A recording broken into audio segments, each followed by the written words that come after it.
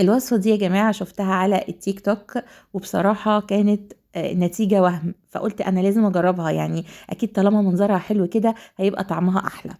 المهم هي كانت من ضمن الوصفات بتاعة الفطار التركي، الفطار الإنجليزي، عارفين أنتم الحاجات دي، فقُلت ما يجراش حاجة لمّا ندلّع نفسنا شوية ونعملها. زي ما أنتم شايفين جِبت فلفل ألوان، خدت ربع فلفلاية صفرا وربع فلفلاية حمرا وقطّعتهم جوليان، يعني رفيّع على قد ما أقدر. ولو ما عندكيش تقدري عادي تستبدليها بفلفل أخضر أو حتى قرن فلفل شطة وتقطعيه حلقات صغيرة. حلة فيها 4 كوبايات مية، نزلت ب3 ورقات من اللوري، فصين من الحبهان، وبطاطساية متقطعة مكعبات زي ما انتوا شايفين كده. طب ازاي تسلقي البيض من غير ما يفرقع منك؟ هتحطي في مية السلق 3 معالق من الخل ومعلقة صغيرة من الملح، واضمن لك ان البيض بتاعك ما يفرقعش زي البيض ده كده. هتقطعي البيض بعد ما يتسلق بالنص كده بالطول، وبعدين تجيبي الصينية بتاعتك وترصي فيه البيض بالمنظر ده.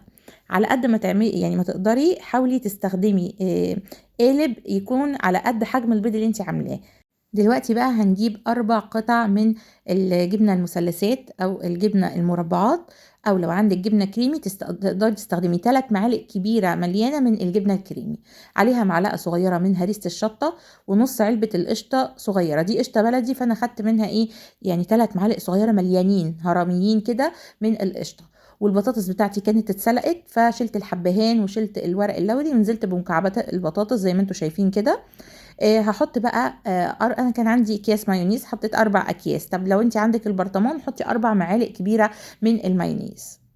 هتحطي بقى البهارات بتاعتك. انا حطيت معلقه صغيره من الفلفل الاسود، ومعلقه صغيره من الملح، ومعلقه صغيره من المستردة، معلقه كبيره من البابريكا، ونص كيس من بهارات البطاطس. اي بهارات بطاطس بتحبيها حطي منها معلقه صغيره. طبعا انا هنا عشان اوريكم بس بحط لان اللقطه في الخلاط ما بتبقاش باينه. هتنقلي الكلام ده كله للخلاط وتحطي عليه نص كوبايه من الحليب. هنضرب كويس كده لغايه ما يمتزج. حسيتي انه محتاج حليب تاني حطي. انا كمان حسيت ان هي محتاجه بابريكا وكاري. يا جماعه نسيت اقول لكم بقى، طعم الكاري في الوصفه دي بينقلها لحته تانية بجد. عارفين فاكرين زمان كان في شيبس كده بطعم الكاري؟ هو كان طالع الطعم كده. حطيت الخليط على وش البيض وبدات اني ازقه كده في الفتحات اللي هي بين البيض وكده. واول ما ظبطت المستوى بتاعها حطيت جبنه موتزاريلا وقطع من البسطرمه على الوش. عندك لانشون حطي، ما عندكيش خالص ما فيش مشاكل حطي الخضار زي ما انا حطيت كده، الفلفل الالوان او قرن فلفل الشطه، شويه زيتون حلقات، ودخليهم الفرن.